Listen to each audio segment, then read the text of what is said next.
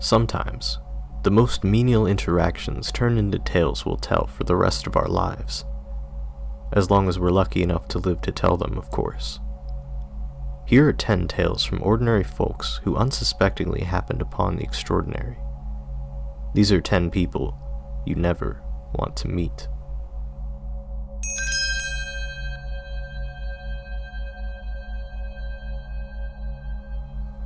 This happened when I was a teenager, around 14 or 15, in high school. I had a boyfriend at the time who lived a fairly short walk from the school, and we would often walk to his place after school ended and hang out for a few hours before I went home. Because we took the same route so often, I knew all the houses and landmarks on the way. In January, my boyfriend and I started to notice a car that had been parked in the same spot for a while. We thought nothing of it at the time. Maybe the car had died in the cold, and whoever owned it couldn't afford to have it repaired. But as spring came and the snow melted, the car was still there. Parked in the same spot at the end of my boyfriend's street, we passed it almost every day as we walked there after school. As the days grew warmer, a rotten stench started to rise from the car. I joked to my boyfriend, "I bet there's a body in the trunk," and we laughed it off. But we were curious now, so one day we peered inside the car windows as we passed. The car was messy, but not filled with trash or food. A discarded backpack lay across the seat, and papers were strewn here and there. It just looked like any ordinary car, except we knew that it hadn't moved for months, and the smell was indescribable. The smell continued to get worse as the spring turned to summer. One day when I couldn't come over for some reason, my boyfriend and his dad decided to investigate the car. They found that the doors were unlocked and the keys were inside the car. That was pretty strange. They went around to the back and popped open the trunk. My boyfriend told me that a swarm of black flies flew up from inside. The smell was definitely coming from the trunk. Inside were a bunch of black garbage bags. My boyfriend and his dad called the cops at this point. The cops later told us that inside of those bags was rotting meat, cut into pieces. The first pieces of meat they tested belonged to a pig. But a few weeks later, my boyfriend's dad got another call. Under the pig meat were the bones of a human child. Whoever left that car sitting unlocked, with the keys inside, was obviously hoping the car would be stolen. It still gives me the shivers.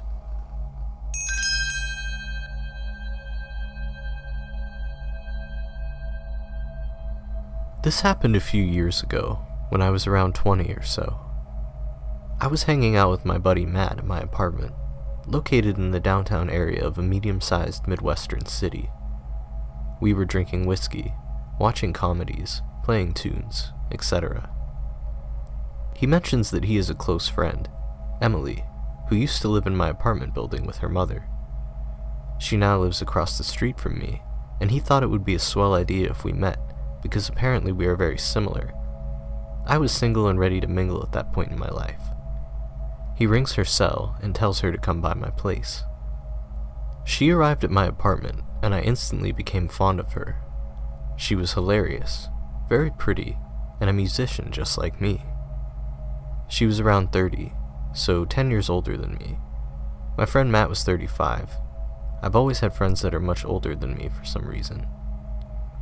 We played songs together and laughed hysterically for hours. Matt decided to go home, leaving us two alone.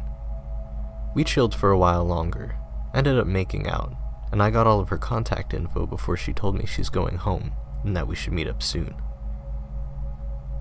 Over the next few weeks, we develop a strong relationship, and we hang out almost daily. I would throw some pajamas on and walk across the street, and we'd get wasted and watch movies. It was awesome. After arriving home from my 10-day trip to New York City, things got really weird. The day I returned, she asked if she could come over, so I unpacked my shit and then told her to stop by. She rings the buzzer, takes the elevator 7 floors up to my apartment, and lets herself in. I was talking non-stop about all of the awesome things I did and people I met in New York City, and I could immediately tell she didn't want to hear any of it. She would change the subject every time I brought it up, and eventually she said, Can you stop talking about New York? I really don't give a fuck." I was surprised to hear her speak like this. The Emily I had been getting to know was not like this. She was caring and passionate and an amazing person. So I thought. Fast forward to a few nights later.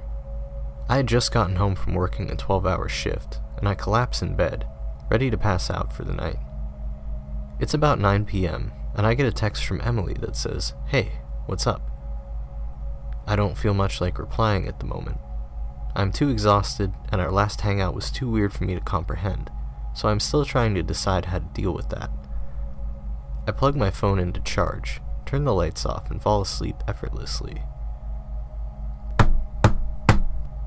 I wake up to somebody pounding on my door and screaming at the top of their lungs. "Open the fucking door! Let me in! Now!" My entire apartment reeks like cigarette smoke. I grab my phone from beside my bed, my heart beating 1,000,000 miles per hour. 27 missed phone calls, a bunch of text messages, all from Emily. I scan through the texts while she's still at the door screaming, trying to break my door down.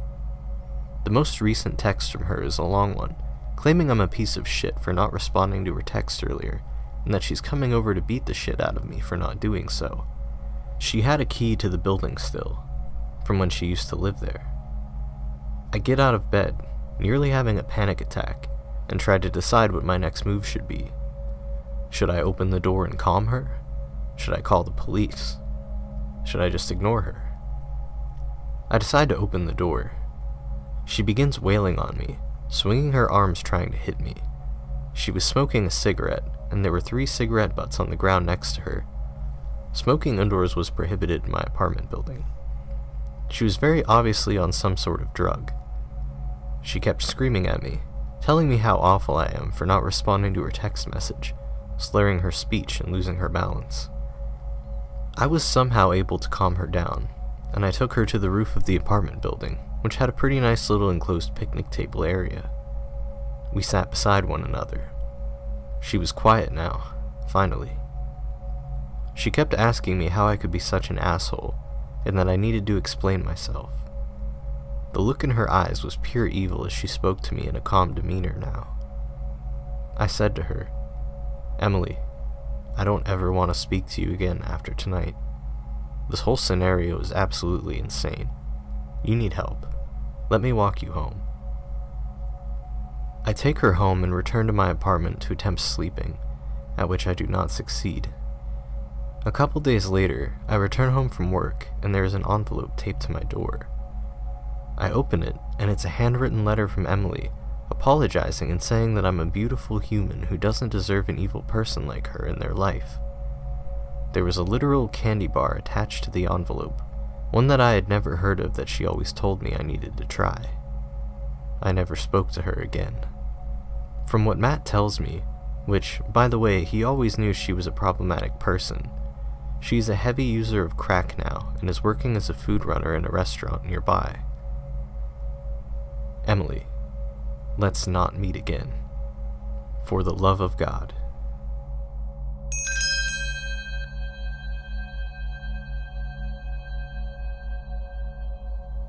After high school, I needed a job to pay for college and the local funeral home was hiring. So I applied, and I got the job. I was young and in good shape and somewhat handsome. This is not bragging, it's important to the story. About 2 years into working for the funeral home, I went to a house to do a removal. It was for the husband of a lady we will call Becky. Becky was in her late 30s or 40s. Her husband died of an OD and it was very shocking to her. Part of my job was to comfort the family and let them know we were there for them. Well, Becky took it too far. After I left the house with her husband and went back to the funeral home to prepare the body for a funeral, I was getting ready to leave to go home. Becky was outside waiting. Nothing seemed too weird. Normally, families come in later in the day to make arrangements for the funeral. Becky talked to me, and it seemed off how she looked at me. After a few minutes of conversation, I got into my car and went home.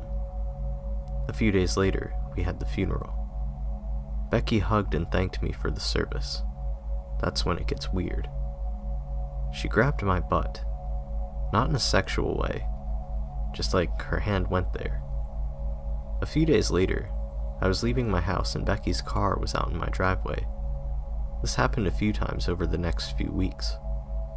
Then, she showed up at my university. She somehow found my Instagram and phone number. She would text me several times a week. I thought she was just grieving and attaching herself to the first person she saw after a tragic event, but she wouldn't stop. After having her follow me to pick up my girlfriend, I decided it was enough. I called the cops, but she was gone. A few weeks later, Becky was arrested for assaulting someone. It's safe to say, let's not meet Becky.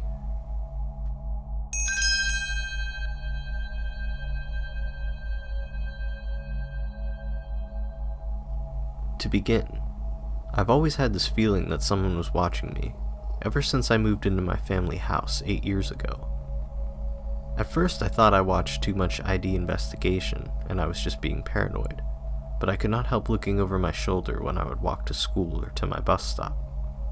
When I would walk to school, I was always scared in the mornings when it would be dark during the winter or fall, because where I live is just vast country lands. I live in Canada, and although not much crime happens in my neighborhood, I never could rid myself of this eerie feeling. Even when I would come home from school, being home alone did not help. I would triple check my windows and locks to make sure everything was locked. However, in my basement, our garage door would never fully lock since the door hinge was broken and detached from the door, therefore it would never properly close. I always told my dad to fix this door, but because he would always go away for work, he never found the time to do so. Stupidly, I thought nothing bad would happen since my garage needed a 4-digit passcode to get in. On a side note, I just want to let everyone know that never, under any circumstances, put your birthday as your passcode for anything. Even if you switch up the dates so that the day is first and the month is second, do not do it because it will be obvious. Now my theory is that he knew the passcode to my house, therefore he had free reign for 7 years to go through my things. At first I thought I was being forgetful. Maybe I was the one who misplaced my underwear somewhere. Maybe I was the one who misplaced my favorite top, or maybe my dad accidentally donated it. But I should have known better. During my 4 years in high school, he never really contacted me. It was when I went to university that things started to change. Since I lived in the countryside, I decided to go to a university an hour away. My dad did not want me to live on residence because he didn't want to leave the house unattended for long periods of time. So we came to the conclusion that it would be best if I drove to and from school. Now I would leave for university very early in the morning, around 6 a.m., and come back around 6 p.m. at night. I stopped being aware of my surroundings at this time because I would be tired from my 12-hour days, and now that I wasn't walking alone, everything would be fine. When I would come home from university, I would find certain things moved in my house. Now I am a neat freak and I might have mild OCD, so I like things a particular way in my house. When little things like my makeup or candles would be moved, I thought it was odd and would frequently bring it up to my dad, but he would just say that it must have been me who was doing it. But it wasn't me. During my 2nd and 3rd year in university, I started getting weird notes in my mailbox. The writing on these notes looked almost childlike, and it would always be written in blue ink. I have those country-style mailboxes at the end of my driveway where the little red flag goes up whenever we get mail. From my way back from university, I would always check the mail and sometimes I would find these letters. The letters would never be long. In fact, they would only be 1 to 3 sentences that would contain odd questions, like, "Where are you? I wonder what you do while you're away from home. How do you find university? It must be tiring driving that long. Did you make new friends? Do you still hang out with your best friend? You dress differently now. Why is that? I miss the scarves you used to wear. You don't close your curtains as much anymore. Why don't you look for me?" These letters would always come once a month at the beginning of the month. I would show my dad, and at first he would say, "Oh, maybe your cousins are just pranking you. Or it could be your friends." But every time I would ask my friends or cousins, they would give me this confused response saying they never sent me any letters. Now that I am in my 4th year at university, the letters do not come as frequently, but 2 weeks ago something happened that makes me think things are escalating. I came back home from university at 7:45 p.m., and it was fairly dark outside. I saw that my mailbox flag was up, so I checked the mail and it was just bills. At this point, I haven't gotten a note for a little over 3 months now, so I'm thinking maybe the notes will not come anymore. As I settle in for bed, I change into my pajamas and check the locks as usual. As I checked my front door lock, I looked out the glass panel of my door and I saw that the red flag of my mailbox is up. It's 10:30 at night. No way the mail could have gotten dropped off. Plus, I just checked the mail.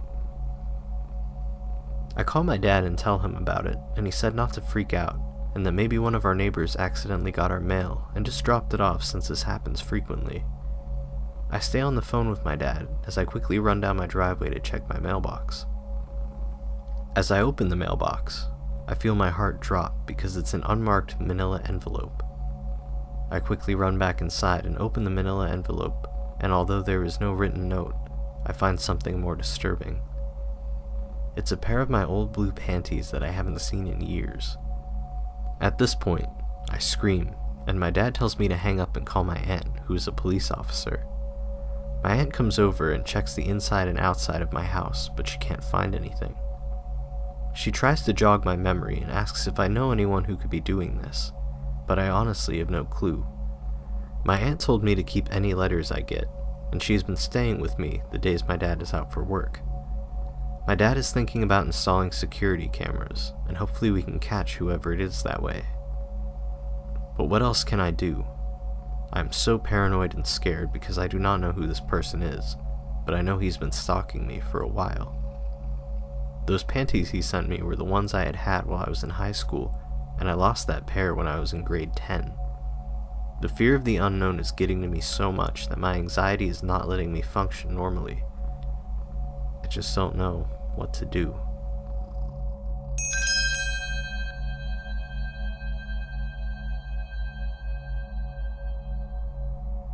About 3 months ago, my wife, then fiance, and I were driving from Oregon to Arizona. We were in a part of Nevada that was in the middle of nowhere. We were on the end of a 70-mile stretch with no cell service, and it was midnight. My wife is a small girl, only 5'1", 100 pounds. I often joke when I go to see her at work, "Oh, it must be take your child to work day." She's that small. It was my wife's turn to drive at this point, so I was reclined in my seat, out of view, sleeping. She shakes me awake and says, "This guy's been following me on my ass for a while. I don't know what his issue is." I glance behind us to see a big F-350 only about 10 feet behind us. I tell her to speed up, figuring he was just wanting us to go faster, but he keeps the same distance from us. All of a sudden, he shoots into the oncoming lane, overtakes us, then proceeds to slow in front of us, bringing his and our speed to only about 10 miles an hour. She backs off a considerable distance when he slams on his brakes and starts opening his door. At this point, I sit all the way up, I'm a pretty big guy, and roll my window down. He spots me, slams his door shut, and takes off. I'm not one to jump to conclusions, but I feel that if he didn't see me, he would have definitely tried to take my wife. It shook us up pretty bad, and at the next gas station we found the attendant and called it in. Luckily, I got his plate numbers. And that's why you don't drive in the middle of nowhere alone in the middle of the night. You never know who's out there.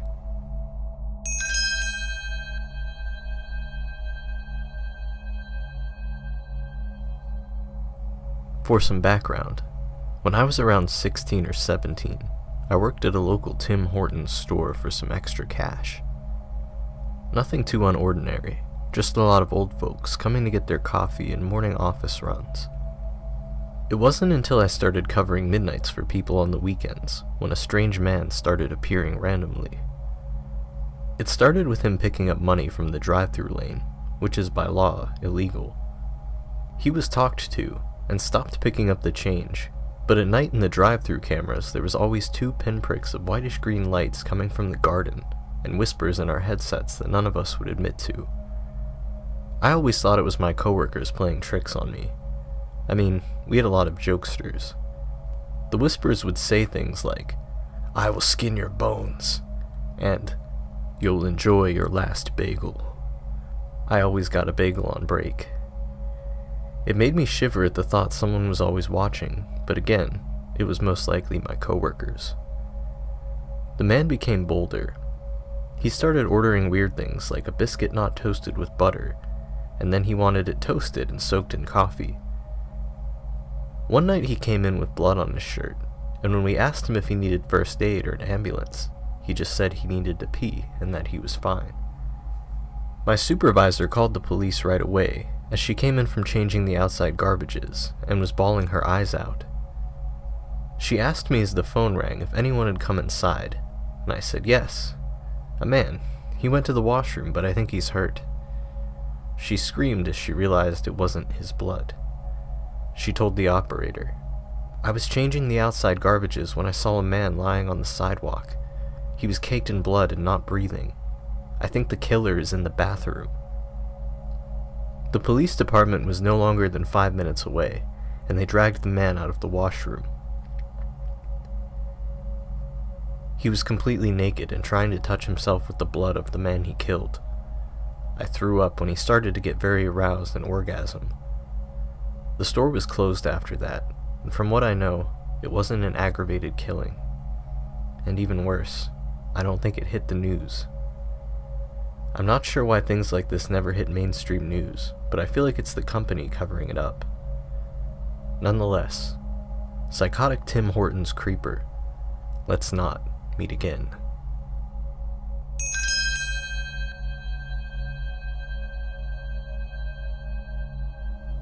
Okay, so this started when I was 17. Back in the day of the old Nokia 7210 and WAP instead of Wi-Fi. I joined a social networking site, a mix between Reddit and Facebook. All anonymous, and pictures were only just able to be uploaded. I was me, and used my actual pictures, as did most people. Not unlike Reddit, the place was a decent community full of banter and flirting, but I never really wanted more than to chat when I was bored. Although I did meet a number of people from there, and still have them on Facebook now. I was talking to a girl. I was 17, she was 16. She's called Sophie. We spoke for months, literally almost a year, and called each other daily. I was besotted. She was beautiful, and I wondered why the hell someone so beautiful and actually a decent woman would like me. After a year, we arranged to meet. She lived in my city, so it would be easy. We decided to meet in Asda, because we were both about 10 minutes from there. She didn't show up. Afterwards, she said she did show up and saw me, and described what I was wearing, and said she bottled out because I looked amazing and she didn't deserve me. A month and a few more failed meets went by, and I got fed up and decided to call it a day. She called and said she didn't meet me because she lied about herself. Then she showed me a picture of herself. Completely not my type. Fast forward 9 years, and she has crossed paths with me a few times, but nothing odd. One night, I'm in bed, and I hear a knock on my window. I have a ground floor flat. I look out, and there's a random woman there. It's her.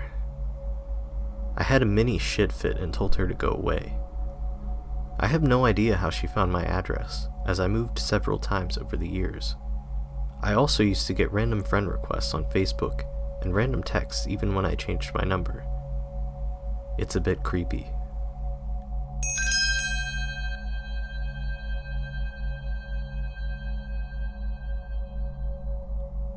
So a former buddy of mine, Tess, and I used to walk around town all the time. A tiny town where everybody knew each other. There was this one cop, kinda young. he was new. Tess and I would walk down to the park, and he would follow in his squad car. Okay, no biggie. He followed us all over in his squad car. I happened to be walking out of a store and caught sight of Tess way down the road, and sure enough, there was the squad car. He kept following us for about a month or so. It bothers me a lot. I don't like having people behind me. When he stopped, it was almost instantly, like, poof. Haven't seen him since. I moved out of state. He looked at her pretty oddly too, but he never said a word to either of us.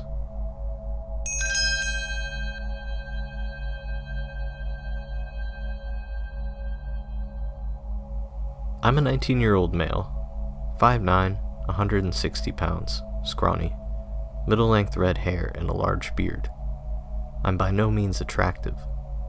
I work at my local Wal-Mart on the fresh cap team, which basically means that I stock all the fresh areas like produce, meats, deli, and bakery. This is where I met a man that I wish I had never met in the first place. His name was John. John was a fairly large man, about 6'2", overweight, probably about 225 pounds, probably 55 or 60, and very, very strange.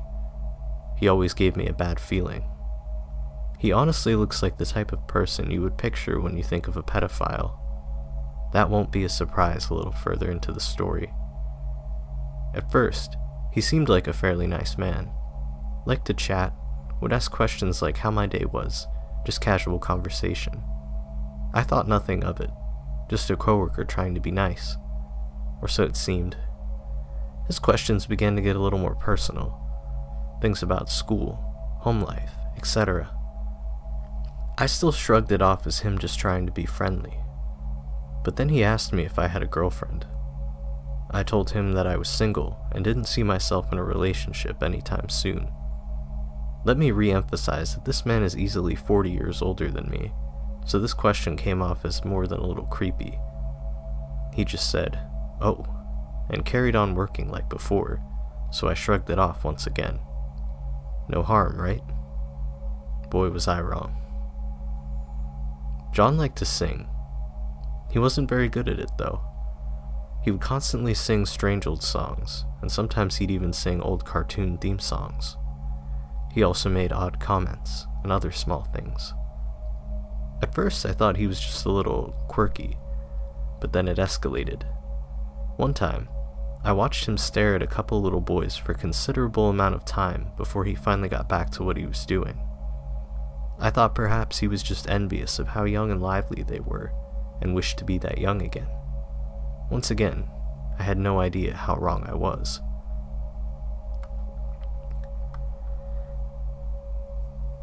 One day I came into work. It was a nice day outside, so I really didn't want to be there, but oh well. My supervisor told me that I needed to cap the bins, which basically means I need to take inventory of what we have and pull anything that we need to stock off the shelves onto a cart and onto the floor. A lot of this requires a ladder, as the shelves are quite high, and once again, I'm not very tall. I'm on top of the ladder, with my earbuds in, just doing my job when I turn around and notice him staring at me. It almost seemed like he had been staring at my ass. I pull out an earbud and ask him if he needs something, but he just turns around and walks away, saying nothing at all. Why was he staring at me? I felt kind of violated, but I figured I must have been mistaken, so I got back to working again, and the rest of the day went by as normal. The next day, John came into work and walked right up to me. In one quick breath, he told me that he had wrote a song for me. My thoughts were clearly written on my face. What the fuck? I barely even know this guy, and he wrote a song for me? He ignored my confused look and began to sing. I don't remember what exactly the lyrics were, but to sum it up, basically the song was about how I was his ray of sunshine. I was thoroughly creeped out. Thanks, I said, not being able to hide my confusion and disgust. You didn't like it? He said, seeming surprised. Sorry, I barely know you. That's kind of creepy, man. You're also way older than me. That's fucked up. He said that he thought I was gay, and I told him that I'm bi, but that I wasn't interested in him at all. That made him really angry, and he went off on a rant, yelling about how I came on to him and that he was reciprocating my feelings. What the fuck? Everything I had said to this creep up to this point had been completely professional. The only thing I had done was answer some of his strange questions. He stormed out of the store, fuming. I went to my supervisor and told her everything that had happened. She doesn't take harassment lightly, and helped me to file an official complaint against him. When he came into work the next day, she took him to the back, and I'm not sure what all was said, but she fired him. As he walked out of the store, he walked past me, giving me the most deadly glare I've ever seen in my life. I was glad that he was finally gone from my life, but, as you guessed it, I was wrong. I was having a normal day at school, and my classes ended. I was walking out of the building, talking with a friend, when John walked up out of nowhere and started yelling at me. Shit, I thought. I forgot that I had told him where I go to school. He said he knew that I was in love with him, and to just come clean and admit it. You were just a coworker to me, John. I don't have any feelings for you. Please, leave me alone. This made him even angrier, and he came at me, threatening to kill me. My friend backed me up, and we managed to get him on the ground and under control while we called the cops. When they showed up, I explained everything, and they arrested him. As he was being dragged away, he threatened to kill me and my family. I pressed charges against him for sexual harassment and assault. When they investigated a little further, they found that his home computer actually had pictures of naked young boys, some even underage. All of them seemed very amateur, as if he had taken them himself. Being told this made me sick to my stomach, and made me even sicker to think what might have happened to me if my friend hadn't been there to help me out when he assaulted me. I can't even begin to imagine. Turns out that he had actually raped and molested those poor boys.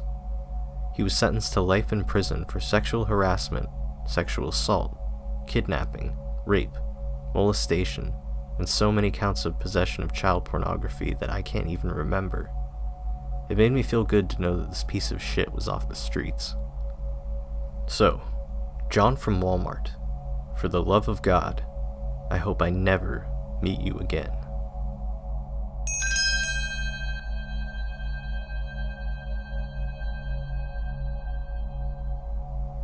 I was 23 years old, in grad school, working towards my MLIS and working part-time at the West Valley Library. I wasn't paid much at West Valley, so I applied for a position at the larger Stone River Library System and was hired there.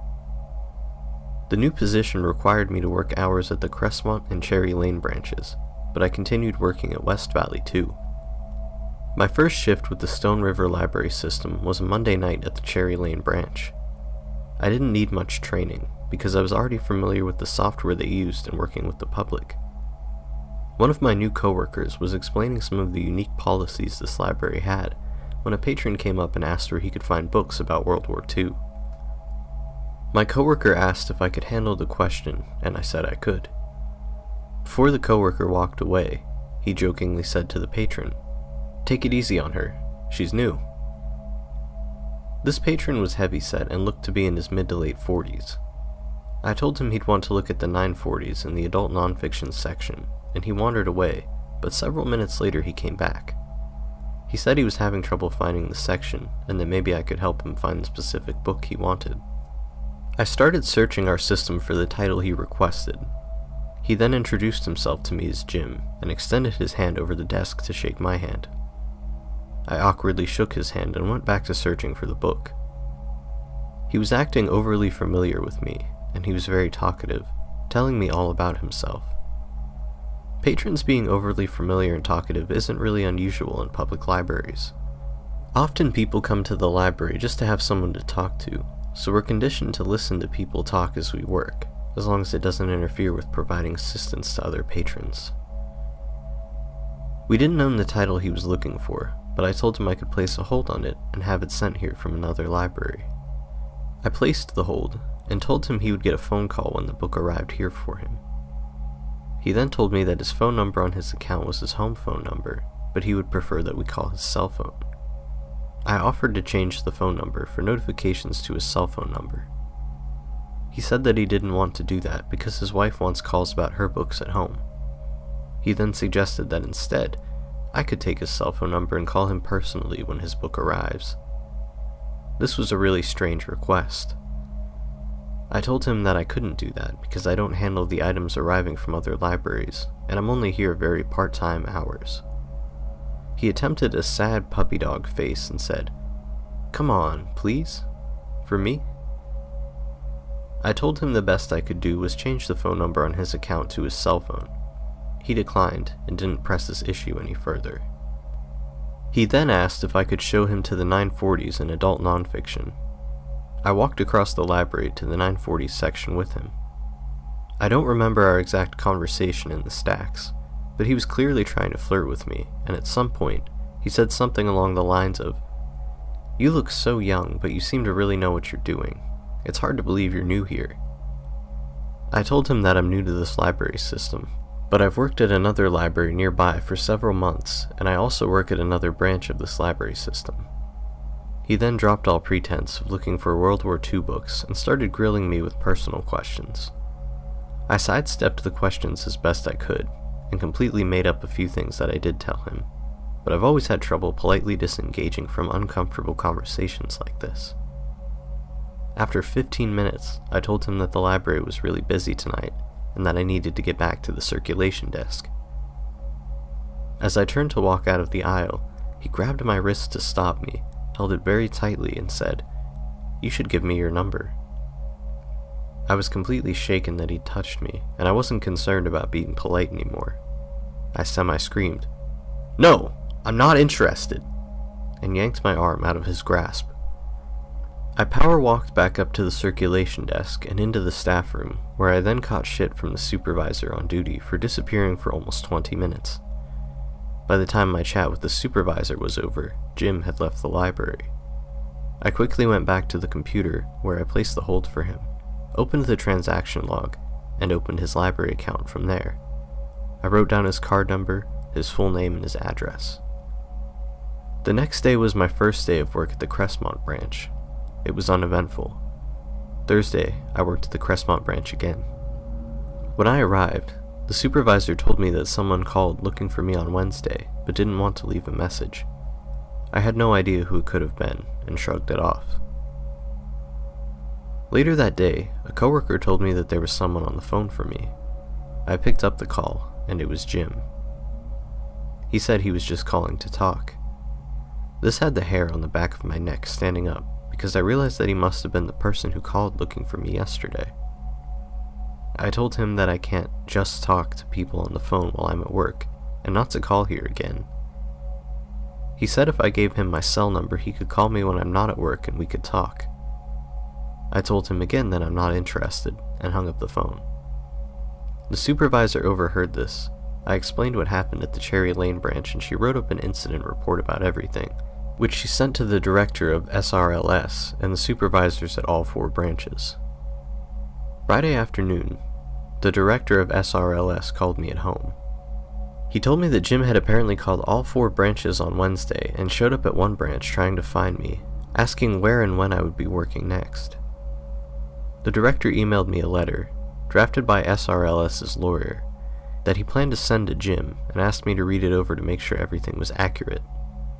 The letter summarized incidents from Cherry Lane on Monday and Crestmont on Thursday, warned Jim that library patrons are not permitted to interfere with a library employee while she is performing her duties. If it were not apparent from the employee's tone of voice, I want to make it clear that your personal attention directed at her is unwanted. It is expected that you will not continue to seek out interactions with this employee. All future interactions you have with the library employees will be based upon library services and will not become personal. Failure to comply with this warning will result in you being banned from the Stone River Library system for a period of time commensurate with your misconduct. I told the director that I thought this might be a little harsh, because I could just be overreacting about the whole situation. He said that everything about Jim's interactions with me had been inappropriate, and he wanted to stop this in its tracks. I agreed he should send the letter. On Sunday, I worked at the West Valley Library. Shortly after the library opened, I answered a phone call, and it was Jim. I was shocked and scared because I never told him that I worked at this library. He said that he really wanted to see me, and that if I wouldn't talk on the phone, he would come to the library and we could talk in person. I wanted to be completely clear, so I told him that I was sorry if I gave him the wrong impression, but I'm not interested in talking to him on the phone, or in person, or ever again at all.